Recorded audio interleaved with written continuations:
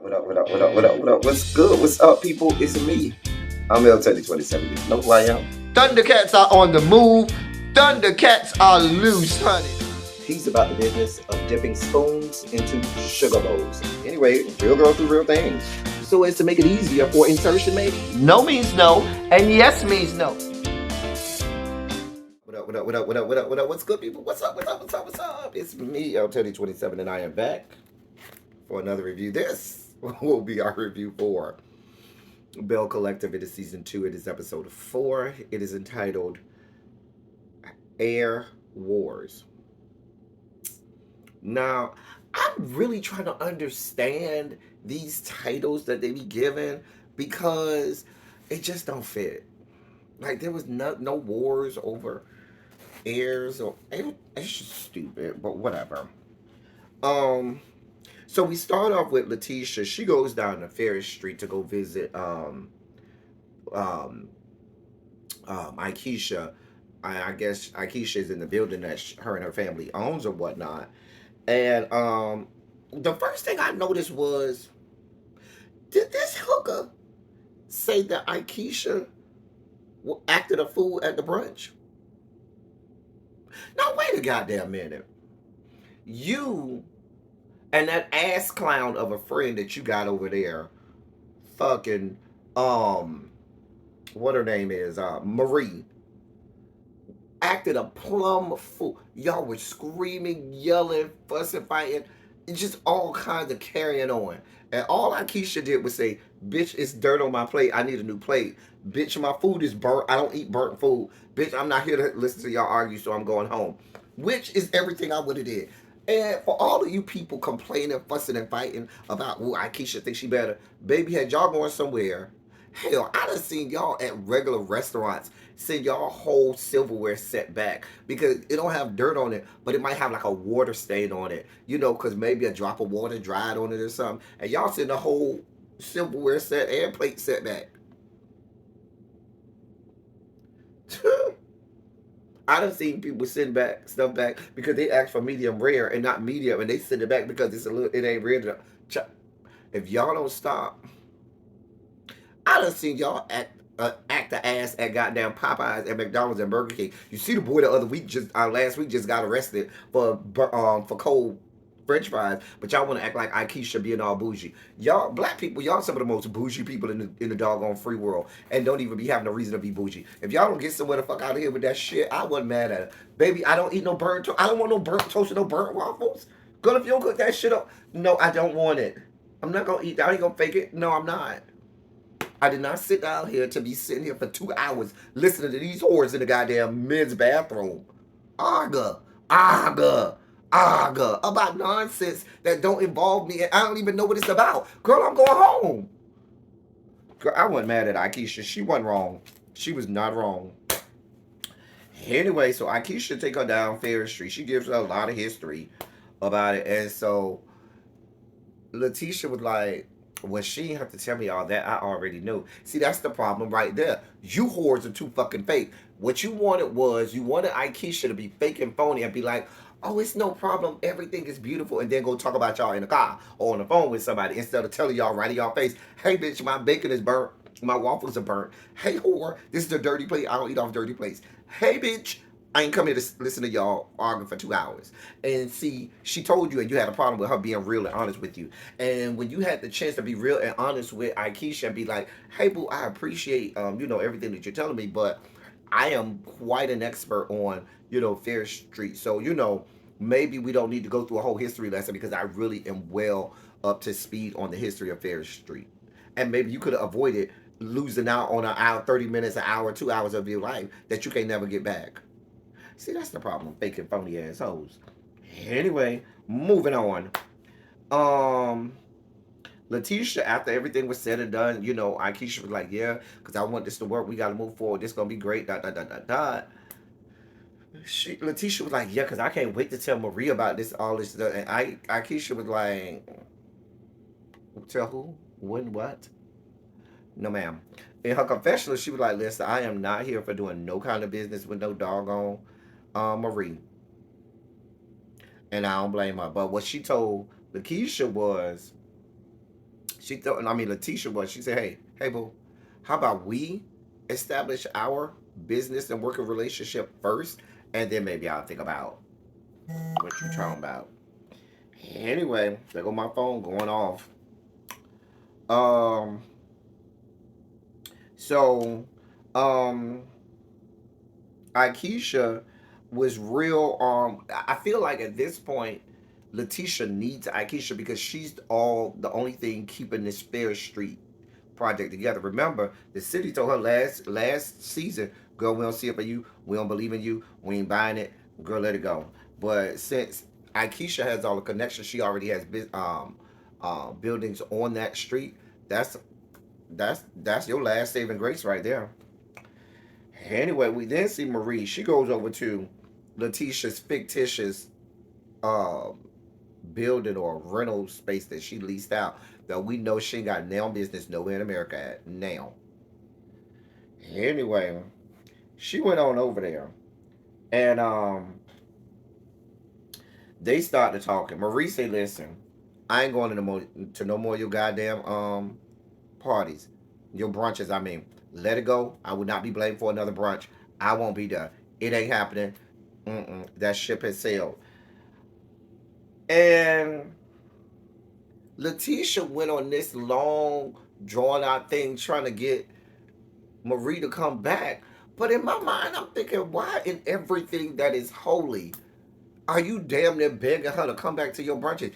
Every brunch we've seen on this show, it's been a goddamn mess. And Marie has been at the center of it. And she does this shit purposely. Because to me, Marie is one of those people who never likes when the spotlight is not on her. She never likes when the attention is not on her. That's why she got 845 different kinds of businesses. Because instead of you mastering, I guess she had the little mental health clinics. Instead of her saying, that's going to be my established professional empire, I'm going to establish this niche for that. Anytime you see somebody else doing something and they have a little bit of stardom, fame, they get a little bit of notoriety, you seem like the person that's be like, let me go ahead and snatch some of that because I don't like that she get money off of that. Instead of staying in your own fucking lane.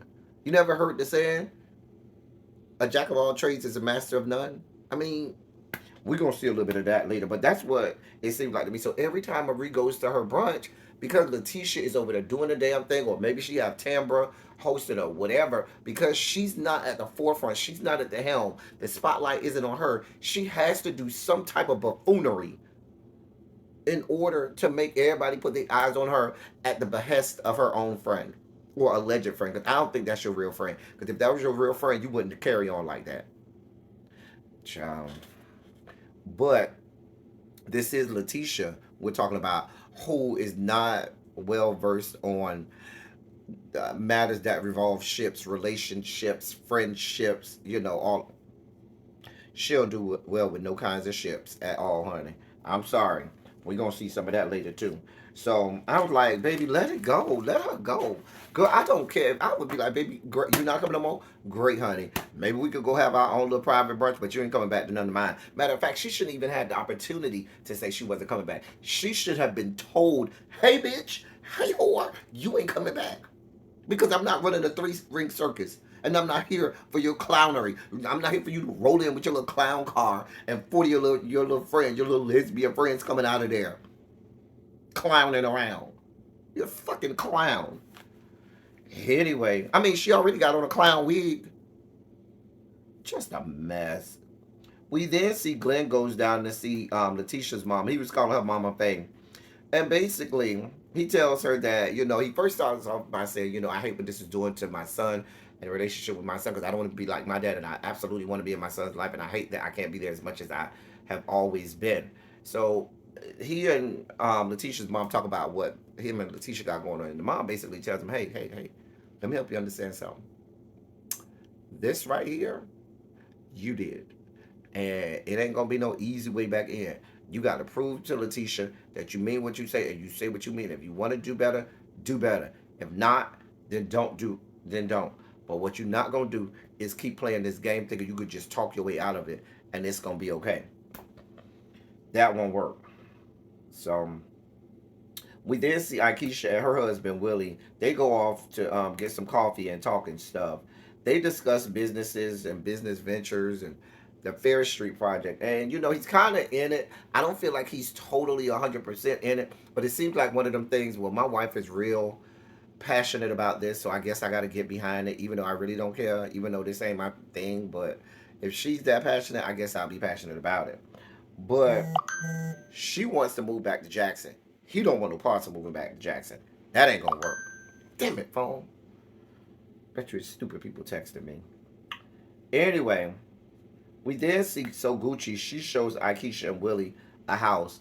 Not a house for them to buy, but a house for them to rent just for the, small duration of time that they have to be in Jackson. And then there was this argument that was real boring that kind of got on my nerves where Willie and Aikisha are arguing because he said this looked like a house that you want to take up, permanent residence in. And she was like, no, I wouldn't do that. I'll buy the house. I want to be ready. It was just a stupid argument that should never have made it off the editing room floor. It was real boring. I kind of fell asleep and had to wake back up and rewind. We then see SMA go down to Latrice's house because I feel like if your name is Essie, there's a May that goes out of there. Like SMA, I feel like that's her name. SMA go down to Latrice's shop to have a sit down with her. Overall, I would say this: I gained some real respect for Essie because Essie did go down. Now she threw a little jab, she threw some shade here and there, but Essie did absolutely go down there with good intentions of saying, "Listen, let's see how we can mend fences and make this situation better." So then after that, um, they start to talk, and Letitia seems like she's willing to try to, make things better. But I don't know because from the stuff that they was posting and the receipts that production was posting, I guess they were trying to show that a blogger or somebody had the goods on or some intel or was ready to dox um, Marie's business along Marie and Letitia. And Latrice told her, don't worry about Letitia. Don't dox her. But you can go ahead and dox Marie to holy hell. I don't give a shit. I don't like that bitch anyway. So I feel like that's what the whole I don't want to ever talk to her again is about. I guess, child. I guess Latrice, all these L's and M's, shot. Latrice feels like she's not in the wrong because she didn't necessarily do the doxing. She just said, listen, don't dox Letitia, but you could dox um, Marie. I don't know. I don't really care. I was just like, whatever. But what I will say is, I did like Essie being the one to go over there to, stretch out the olive branch and say, hey, let's try and see what we could do about this. So, but what the part that kind of got on my nerves was where Essie was like, yeah, because me and Marie, we got us a hairline now. For what? Because I thought you had mental health. Like every time. Because it was, I think, last episode or a couple episodes ago, she was talking about other businesses that she has also outside of the mental health business. And I'm just like, girl, stay in your lane. And I feel like the only reason she tried to do that is because I feel like Marie did that because what she wants to do is she wants to bring down Latrice's business because she don't like Latrice right now. And so if she can be a competitor of Latrice and hurt her business, she feels like that'll hurt Latrice. Baby, stay in your lane. Do what you do and keep it moving. But that goes back to what I said. She'll never like the spotlight, not on her. She's just a fucking mess. I feel like if given the chance and somebody had the goods on Latrice and was going to dox Latrice, Marie would have been here for it. And Marie is just upset because Latrice got to her before she got to Latrice. And like I said, she never liked nobody having the one up on her. She never liked nobody having the bigger spotlight. And because Latrice got her first, she's never going to be okay with Latrice. Even if she tries to put on a happy face and act like they can get in a better place, they ain't never going to be in a good place. So then the last thing we see is Letitia and Glenn. They go out for dinner and they talk. So he keeps telling her, listen, I'm doing the right thing. I ain't cheating. I'm doing all of the things I'm supposed to do. I've been going to therapy. You ain't even been coming. And she be like, listen, we've been down this road. We done this before. You done did this before. Started acting right for like a month or two. And then you right back to sticking your meat stick in every hole that you can across the fruited plains. I ain't here for it. And so after some coaxing and some talking and, I guess she called that charm. It really wasn't charming me, but I guess she said he was charming her and got her to agree, well, you know what, let's try and see what we can do. I agree to one date. Child. Child. Now, when you, I'm not saying this is Letitia, but if it was me, what you was supposed to do was you should have been like, baby, look under the table. I look under the table and it's a big old meat stick hanging under the table. Don't you miss all this? Then that would have made me smile and charmed me a little bit and be like, that's cute. I do miss it. But I still ain't going back. Well, talk to me in another month and I might come back. Let me get me some other meat sticks to compare to make sure I really do miss that meat stick, and then maybe we can talk about this again. Anyway, so she agreed to go. She agreed to one date. I will start from the one date and see how you act and see if you get it right and act right for the long haul. Because he claims he misses his wife. I don't know how much of that I believe. I mean, damn it, phone. You'll say anything at this point to get back in with your wife and your son. So who knows? We'll see. Only time will tell. It kind of went off from there. Listen, y'all. This episode was real. They got to do better. It's just. It just ain't hitting. It just ain't hitting. I don't know. It ain't really capturing my attention as much as it should. I just be like, meh. Y'all see my phone won't stop going off. Fucking phone. I just be like, meh. So, whatever. Y'all let me know what y'all think. Let's get in the comment section. Good. Like Letitia and Marie did in the bathroom. But in the comment section, though. Until next time, that's all I got for y'all. Thank y'all for coming. Y'all drive safely. I'm out.